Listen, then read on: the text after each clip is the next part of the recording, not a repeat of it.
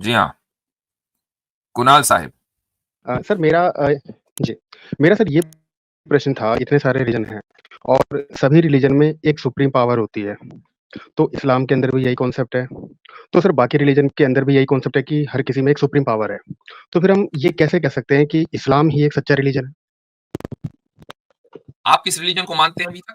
जी। जी, मैं सर किसी रिलीजन को नहीं मानता। मैं वैसे तो आपने जो सवाल किया था वो ये था कि हर मज़हब में कोई ना कोई सुप्रीम पावर का कॉन्सेप्ट है। तो फिर ये कैसे मान लिया जाए कि इस्लाम ही सही है? अच्छा, मैंने आपसे पूछा था कि आप किस मज़हब में हैं? तो आपने कहा मैं हिंदू था या हिंदुइज़्म छोड़ दिया आपने? क्या मतलब आप क्या कहना चाह रहे थे? हाँ जी, मैं एक हिंदू ही हूँ, मतलब हिंदू रिलीजन की जो फ़िलॉसफ़ी वगैरह वो सब है, वो सब मैं छोड़ चुका हूँ। फ़िलहाल जो हुँ। मैं है वो मेरा जो अट्रैक्शन है वो बुद्धिज़्म की तरफ ज़्यादा है, क्योंकि वहाँ पे कोई गॉड गॉड की कोई कॉन्सेप्ट नहीं है, नहीं, इसलिए। मैं समझता हूँ कि आपका जो अट्रैक्शन है बुद्धिज़्म की तरफ वो इसलिए कि अम्बेडकर साहब का अट्रैक्शन उधर था ना? नहीं, नहीं, एक ऐसा नहीं है। ऐसा नहीं है। ऐसा नहीं है, अच्छा। क्योंकि उसके उसके अंदर जो है ना कोई सुप्रीम पावर की कॉन्सेप्ट नहीं है। अच्छा, तो अब अगर बात ये है कि उसमें सुप्रीम पावर की कॉन्सेप्ट नहीं है, तो फिर किसी रिलीजन में जाना ही क्यों? आप बस एथीस्ट बने रहे, मतलब क्यों आपको बुद्धिज़्म में जाना है? यानी असल मसला फिर सुप्रीम पावर हुआ ना कि कोई रिलीजन। हुँ, बिल्कुल, बिल्कुल।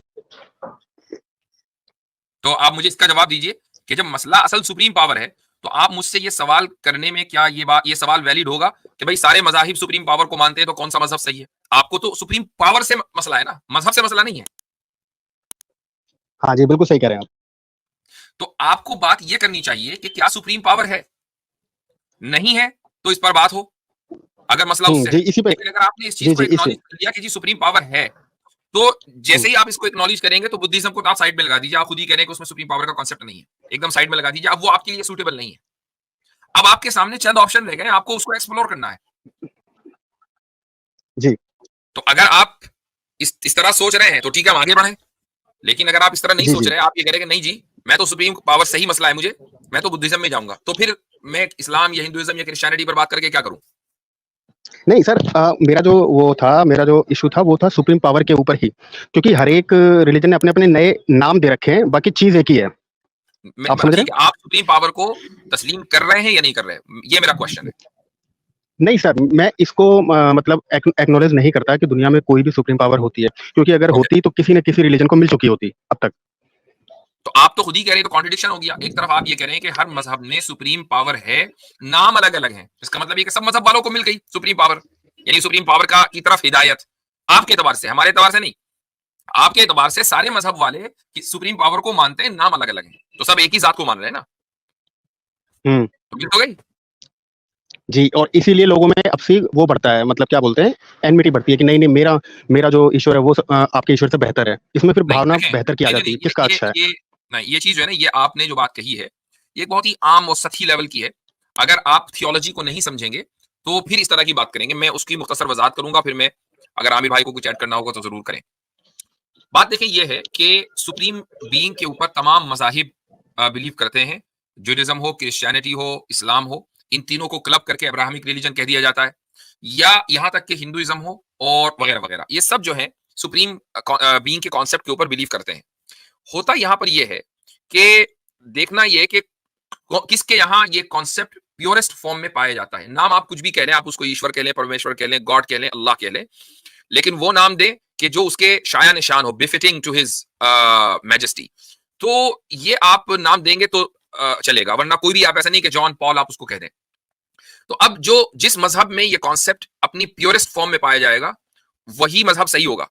आप उठाकर ऊपर से नीचे तक जितने भी मज़ाहिब हैं, इस्लाम को साइड में रखकर देख लें कि किसी मज़हब में सुप्रीम पावर को ये कह दिया जाता है कि उसके अवतार आते हैं, यानी वो खुद जन्म ले लेता है। किसी मज़हब में ये कह दिया जाता है कि वो उतर के सूली पे लटक जाता है, मर जाता है। किसी मज़हब में ये कह दिया जाता है कि वो जो सुप्रीम बीइंग है वो ऐसा ही है जैसा कि इंसान, उसके हाथ, पाँव, पैर, यहाँ तक कि वो हरकतें भी इंसानी कर रहा है, उसके अंदर जज़्बात भी इंसानी है। तो ये सारे के सारे जितने भी, ये जूडाइज़्म के अंदर बहुत कॉमन है। तो ये जो सारे के सारे कॉन्सेप्ट्स हैं, ये प्योरेस्ट नहीं है सुप्रीम बीइंग के ताल्लुक से, और जो भी मजहब इस प्योरेस्ट फॉर्म को छोड़ देगा, वो फिर क्वालिफाइड रिलीजन नहीं रह गया, वो रिलीजन नहीं रह गया कि जो अल्लाह ने इंसानियत की हिदायत के लिए भेजा है। ओवर टाइम क्या होता है कि कॉन्सेप्ट्स के अंदर बिगाड़ आ जाता है। ठीक है, तो इसीलिए अलग अलग मौके पर अंबिया आए, वरना इस्लाम का जो ये प्योरेस्ट कॉन्सेप्ट है, यही सबसे पहले इंसान हजरत आदम को दिया गया था। हजरत नूह तक, हजरत शीस, उसके बाद हजरत नूह, फिर आगे चलकर बहुत सारे अंबिया आए, हजरत इब्राहिम, मूसा, ईसा और आखिर में रसूल अकरम सल्लल्लाहु अलैहि वसल्लम। तो ये जो अलग अलग अंबिया आए हैं वो इसलिए आए हैं कि ये कॉन्सेप्ट प्योरेस्ट का जो तौहीद का जो कॉन्सेप्ट है वो दिया गया, उसके अंदर तब्दीली आ गई, लोगों ने खुद अपनी तरफ से ऐड करना शुरू कर दिया, नए नबी की जरूरत हुई।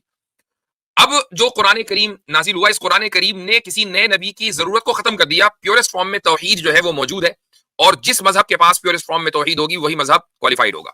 जी ओके, ठीक है सर। आपने ये कहा कि जो इस्लाम है वो प्योरेस्ट फॉर्म में है, ठीक है। लेकिन सर अगर इस्लाम प्योरेस्ट फॉर्म में है, तो क्या इस्लाम पे सवाल उठाया जा सकता है?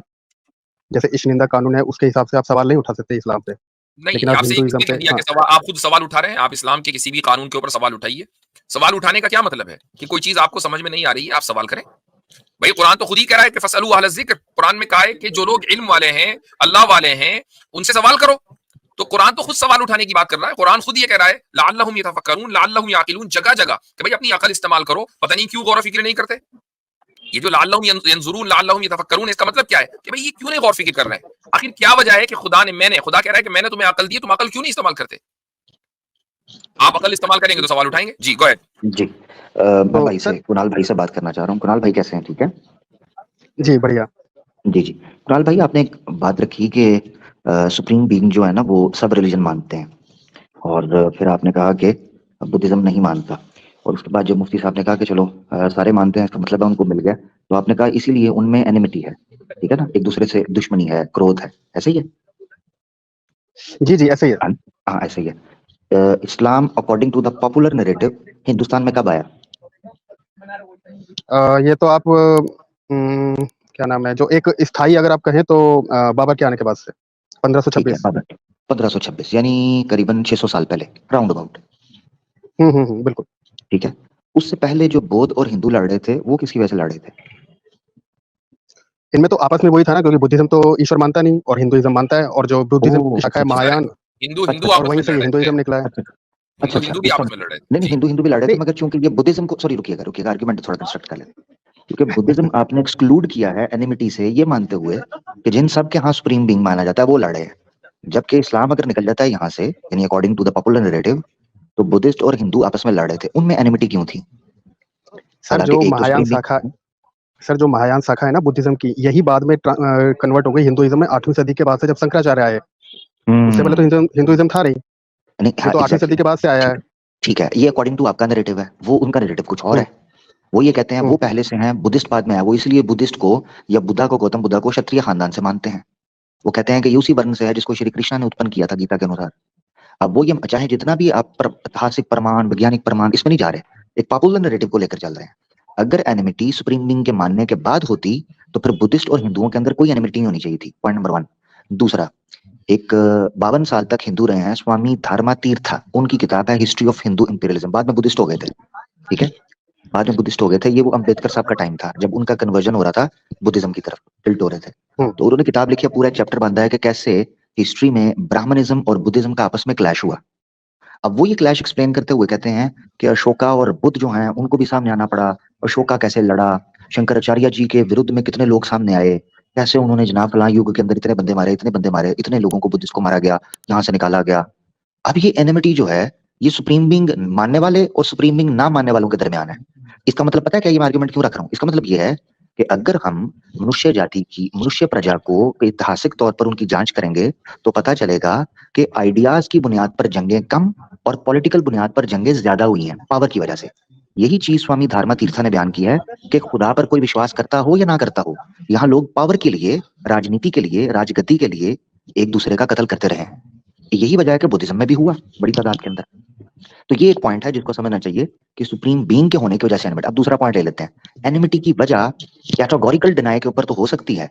मिसाल के तौर पर सारे धर्मों के लोग, आपने भी माना और हम भी मानते हैं, एक सुप्रीम बीइंग को मानते हैं, तो उनके पास एक जगह पर सेंसस करके यूनिटी करने के चांसेस मौजूद हैं। यानी हम हिंदुओं को उनके शास्त्रों से दिखा सकते हैं कि एक खुदा की पूजा करो, हम क्रिश्चियंस को दिखा सकते हैं उनके शास्त्रों से, हम इस्लाम को दिखा सकते हैं उनके शास्त्रों से कि जनाब ये एक खुदा की पूजा करनी है, सब एक को मानते हैं, नाम मुख्तलिफ हैं, उनके इकट्ठे होने की भावनाएं मौजूद हैं। वेयर एज जब बुद्धिस्ट है, बुद्धिस्ट तो मानता ही किसी को नहीं, वो एक को भी नहीं मानता, वो अकेला तन्हे तना खड़ा होता है, वहां से एनिमिटी शुरू होने के चांसेस ज्यादा होते हैं।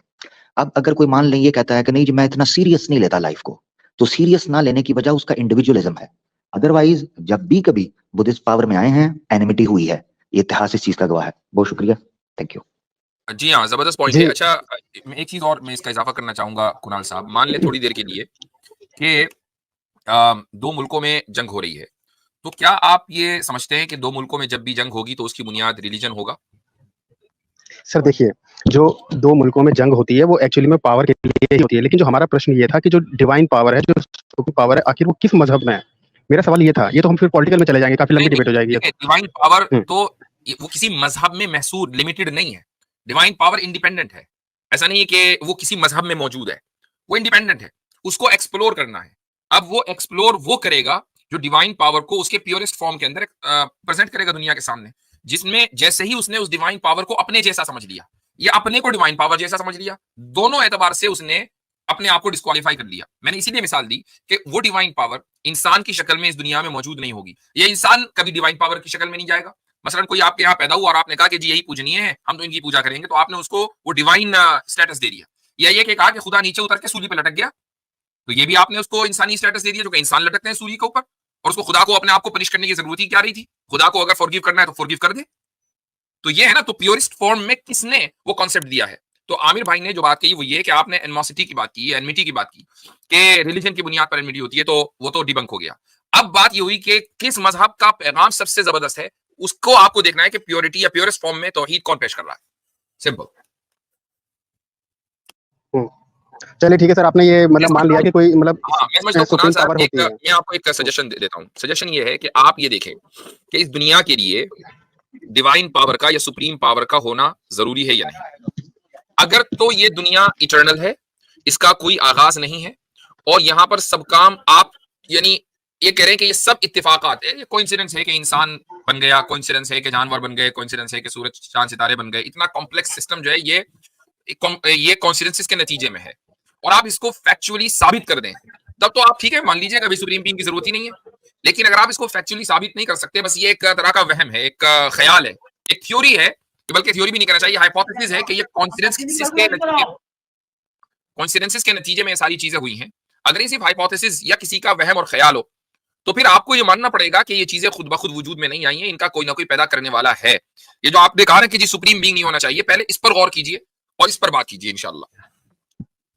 तो सर आपके कहने के हिसाब से ये जो धरती पे जो हम मनुष्य रह रहे हैं, पेड़, जीव-जंतु जो जितने भी हैं, ये सभी ये जो रीज़न है इनके पीछे एक डिवाइन पावर है। आपके कहने का मतलब ये है। बस लोगों ने उसके नाम अलग-अलग रख लिए हैं। ऐसा ही है? बिल्कुल, बिल्कुल ऐसा ही है। एक क्रिएटर है जिसने इन सब चीज़ों को क्रिएट किया है। ओके, चलिए ठीक है। तो फिर सर अगर कोई विपदा आती है, जैसे अभी हमारे इंडिया में ही एक टनल में कई लोग फँस गए थे, तो हमारे यहाँ इतने सारे देवी-देवता, इस्लाम और बहुत सारे रिलीजन है इंडिया में, तो कोई भी सर काम नहीं आया।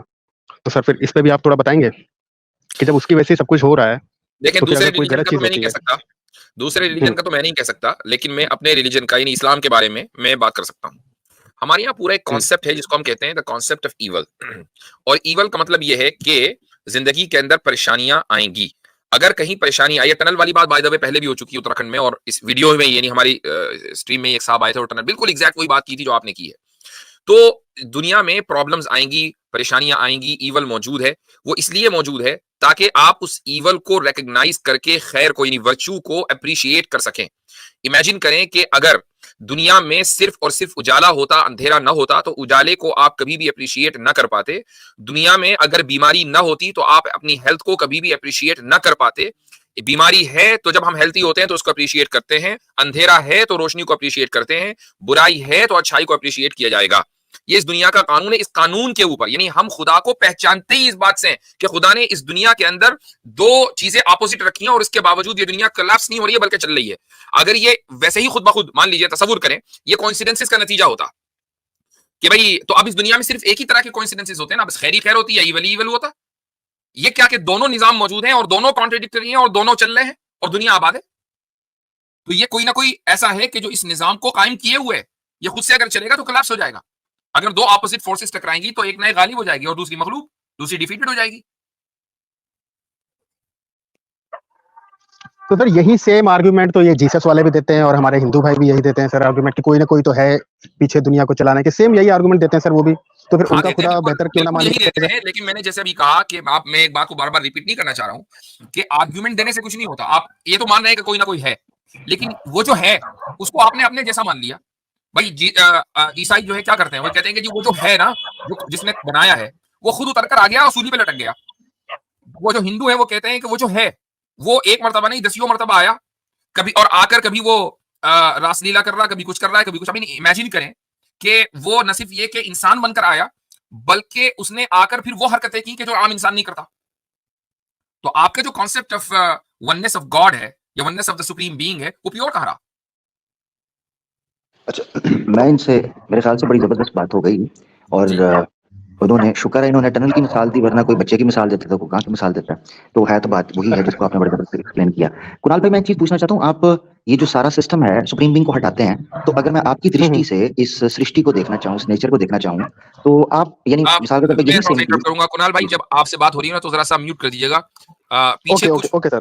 चल रही है बड़ी गंभीर आपके हाँ बैकग्राउंड में। जी हाँ, पीछे कुछ और ही टॉपिक चल रहा है। अच्छा, तो अब ये है कि मैं आपकी दृष्टि से अब देखना चाहता हूँ, यहाँ से जो एक्सप्लेनेशन आ गई, और ये याद रखें कि अगर एक्सप्लेनेशन सिमिलर हो तो यही वो पॉइंट बताती है जो सुप्रीम बीइंग की टीचिंग्स मौजूद हैं। उसका मतलब ये नहीं है हमारा इख्तलाफ दूसरे रिलीजन के साथ उन डिटेल्स के अंदर है जहां वो कॉन्ट्रडिक्ट करते हैं ओरिजिनल फिलोसफी के साथ। मानो जैसे वो ये कहते हैं कि सुप्रीम बीइंग है, वो अकेला है, फिर उसी को इंसान की शक्ल में लाते हैं, उसकी उसी को जीवन मरण के चक्रव्यूह से गुजारते हैं, उसी को दुख और रोग पीड़ा दोष से गुजारते हैं। यहाँ से हमारा एतराज शुरू होता है। तो इसीलिए बाज टॉपिक्स पर सिमिलर एक्सप्लेनेशंस का होना ये जरूरी नहीं है कि कहा जाए कि जी आपके पास यूनिक क्या है। इस्लाम ने कभी ये नहीं कहा। इस्लाम तो खुद ये कहता है कि दुनिया के हर चप्पे चप्पे के ऊपर लोग पहुंचे और अल्लाह की तरफ से उन्होंने पैगाम पहुंचाया। अच्छा, वापस आ जाते हैं, मैं अब आपकी दृष्टि से दुनिया को देखना चाहता हूँ। ये जो टनल के अंदर लोग मरे थे, या जल्जलों में, भूकंप के अंदर या सुनामी के अंदर लोग मरते हैं, आपकी एक्सप्लेनेशन क्या है? मैं थोड़ा सा आपकी दृष्टि से चीजों को देखना चाहता हूँ। कुणाल भाई, आप क्या एक्सप्लेन करते हैं? सर देखिए, ये तो सारे नेचुरल फिनोमेनन है, इनके पीछे तो नेचुरल वो होते हैं, कॉज होते हैं। हाँ, जबरदस्त। यानी आप ये कहना चाह रहे हैं कि ये वाकयात जो हैं नेचुरली ड्रिवन हैं और फोर्स्ड हैं। नेचुरली ड्रिवन है, क्योंकि अगर ओके, धरती की दूरी सूर्य से थोड़ी आगे पीछे हो जाती तो कुछ नहीं होता। Thank you, very good. तो ये इसको, इस नेचर को इस तरीके से जैसे ये है और एक कांस्टेंट वे के अंदर बिहेव कर रही है कि सर्वाइवल भी हो रहा है, डिस्ट्रक्शन भी हो रही है, बट सेम चीजें, जिसका मुफ्ती साहब ने कहा, एग्जिस्टेंस और destruction at the same time parallel चल रही हैं। ये फ्रीक्वेंसी सेट कैसे हुई, इसको थोड़ा सा मैं जानना चाहता हूँ। अब इसके पीछे सर मतलब सेट कैसे हुई, और ये तो अब चल ही रही है रिसर्च की, कैसे हुआ, क्यों हुआ, ये सारी नहीं नहीं चीजें नहीं, देखिए देखिए, रिसर्च चल रही है साइंस में, बुद्धिज्म में नहीं। बुद्धिज्म में तो रिवील हो गया ना। हाँ, वो बुद्धिज्म ना, जिधर आप जा रहे हैं उसकी बात। हाँ, ओके। जी जी, समझाएं। इसकी मिसाल और दे दूं आसानी से। एक भूकंप थोड़ा आता है, मतलब सिंपल एग्जांपल बताएं, सिंपल एग्जांपल थोड़ा। हाँ, सिंपल एग्जांपल बताता हूँ। नेचुरल जो चांस होता है ना, वो नेचुरल फिनोमेना से बाहर नहीं निकलना चाहिए। यानी उसकी एक्सप्लेन चांस को साइंस भी ये मानती है कि वो नेचुरल लॉज के अंदर फ्लोट करता है, कभी उससे बाहर नहीं निकलता। इसीलिए उनको फिजिकल कांस्टेंट्स या कॉस्मिक कांस्टेंट्स के तौर पर लिया जाता है फिलोसफी ऑफ साइंस के अंदर।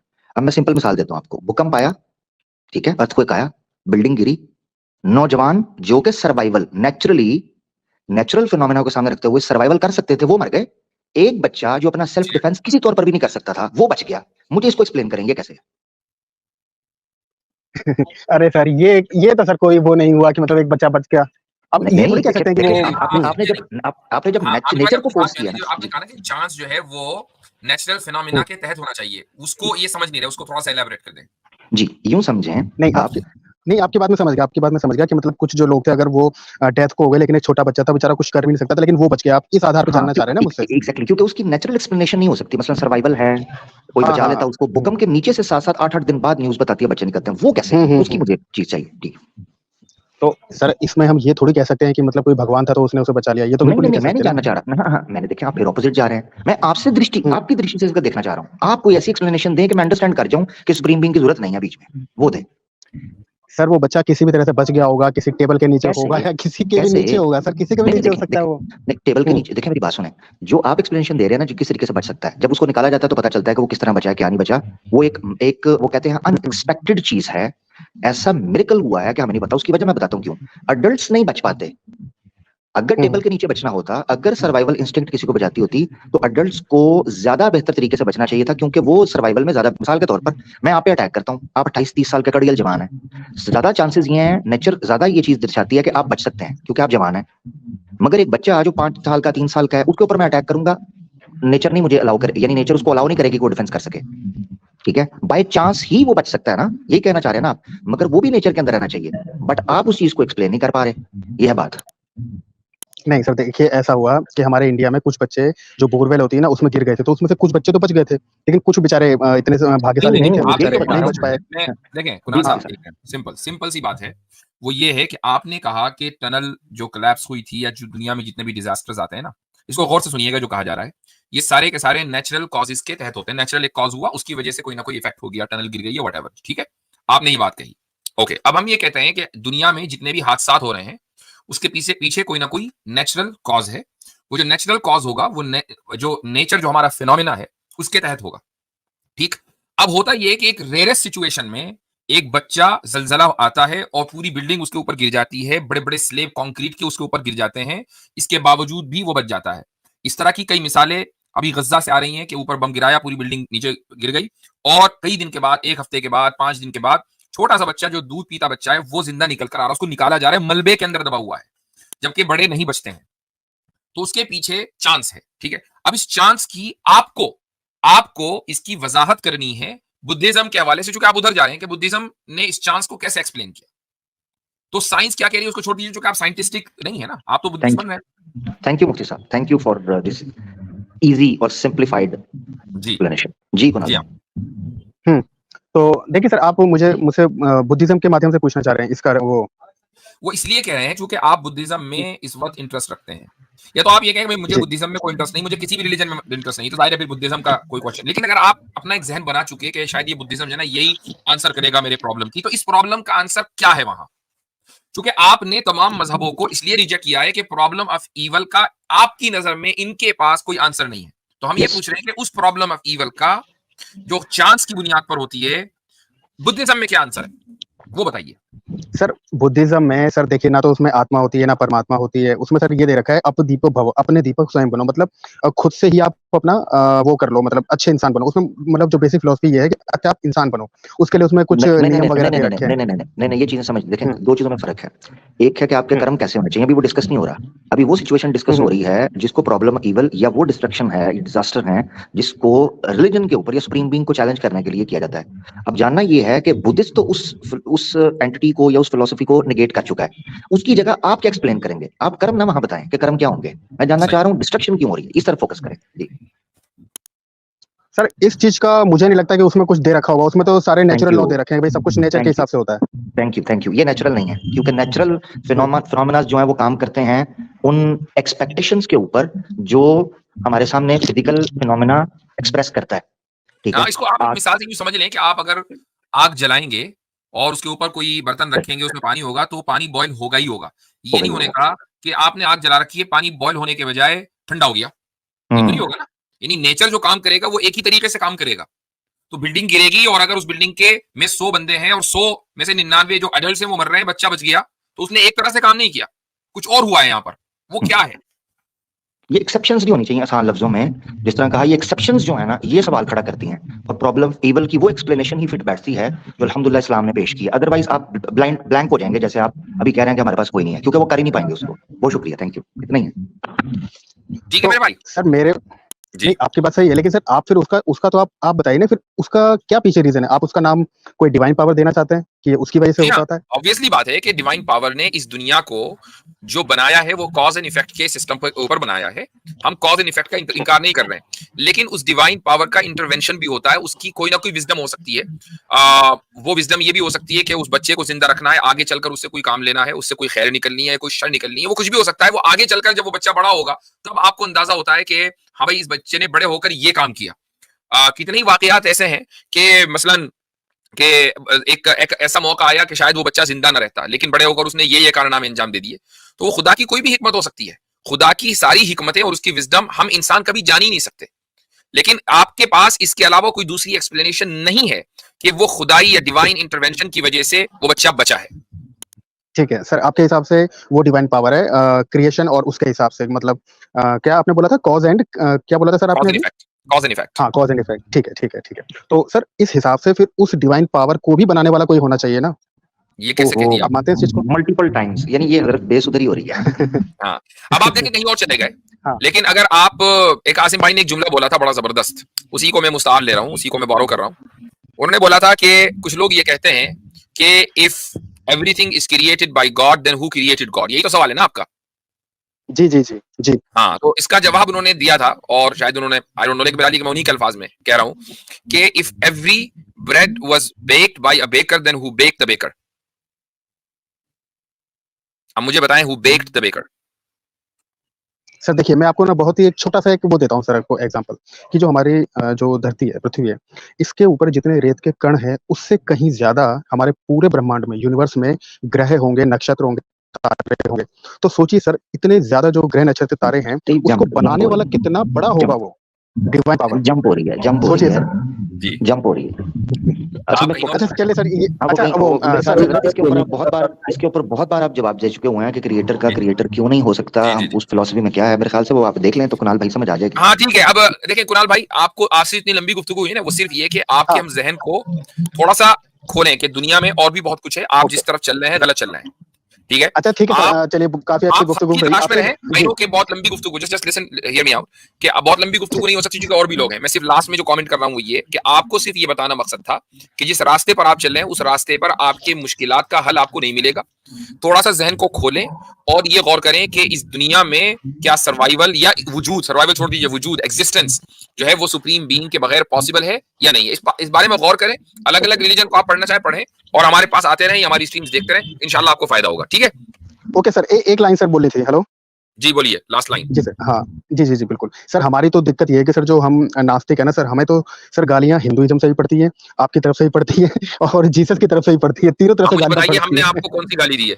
अब देखिए इतने नहीं, इतने नहीं आपने शानदार नहीं माहौल में दी। आपसे बात हुई है। नहीं, नहीं आपकी बात नहीं कर रहा हूँ, मतलब एक वैसे वे में कह रहा हूँ, मतलब तीनों लोग देते हैं। तो अब हम आपने नहीं नहीं दे दी रहे वो ना, आप हमारे चैनल पे आते रहा करें इंशाल्लाह। जी, जी, बिल्कुल सर, बिल्कुल, बिल्कुल। चलें शुक्रिया ठीक है, सर। ओके।